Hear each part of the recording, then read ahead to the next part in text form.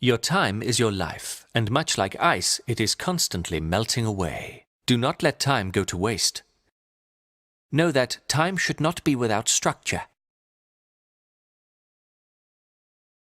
You must order your day and night, organizing your routine of worship and assigning an activity to each period. This is a method for constant remembrance of God, a necessary ingredient in attaining spiritual happiness. Try to awake from sleep before dawn, a noble time, and let the first words in your heart and on your tongue be the remembrance of God. Purify your body and get dressed appropriately with the intention of obeying God. Pray in your home, then make your way to the mosque in tranquility and with remembrance of God. Pray with the congregation, which is 27 times better than a prayer alone. Do not fail to complete this profitable act, for if you are negligent, then what benefit is there for you in the pursuit of knowledge? After all, the fruit of knowledge is in acting upon it.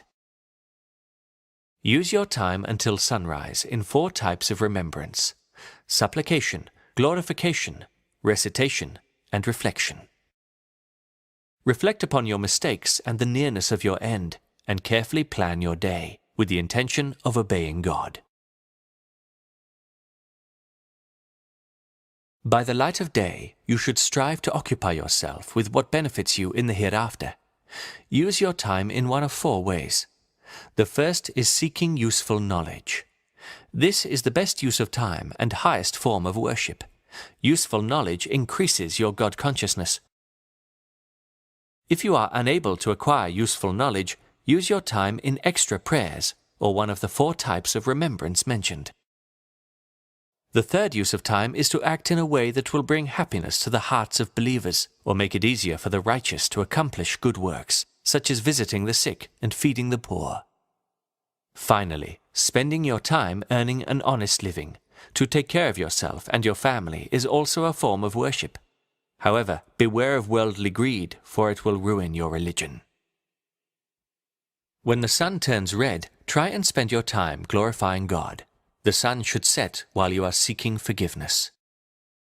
One must also set aside time for worldly necessities, family, and community.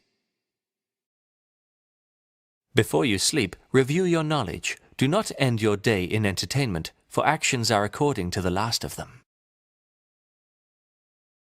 Know that sleep is like death, and waking is like resurrection.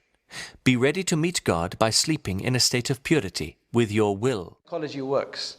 And if there was a Muslim psychologist like no other, it's Imam Ghazali. I give you one selection, from the Bidayatul Hidayah.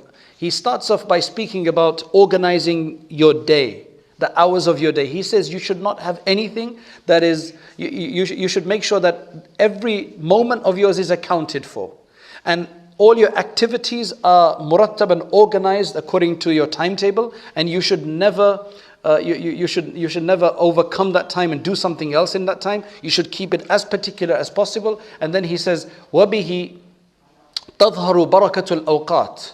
That is how you get barakah in time. Many of us are struggling with barakah in time and blessing in time. Our days just fly by.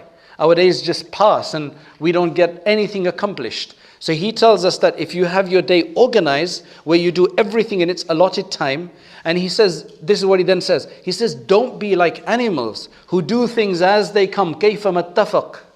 Right? As they come along, they do it. So this comes along, okay, let me take care of this. Oh, that looks green, let's go there. That looks nice and fancy, let's do that.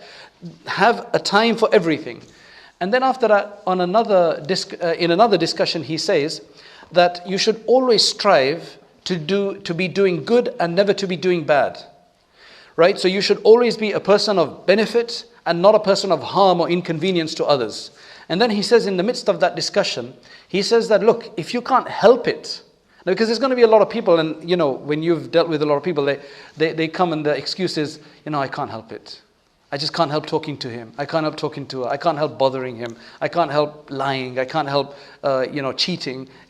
So he says, look, if you can't help it, if that's what you say, so he's preempting your thoughts. That's why I call him a great psychologist. So he says that if you can't help it, then go to sleep. He says, why? Because sleep is a neutral state. Neither do you benefit and neither will you harm anybody. It's a neutral state. Now, again, look at where his mind is, where his mind is. There's going to be many people even now thinking, man, that's a good fatwa. Right? I'll go to sleep.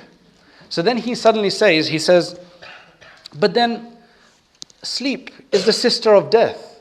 And what good is there in life in which so much part of it is death? So then he jerks you back to reality. So essentially coming back with the argument that the only way is to be good and not to do anything bad, because even sleep is not a good idea.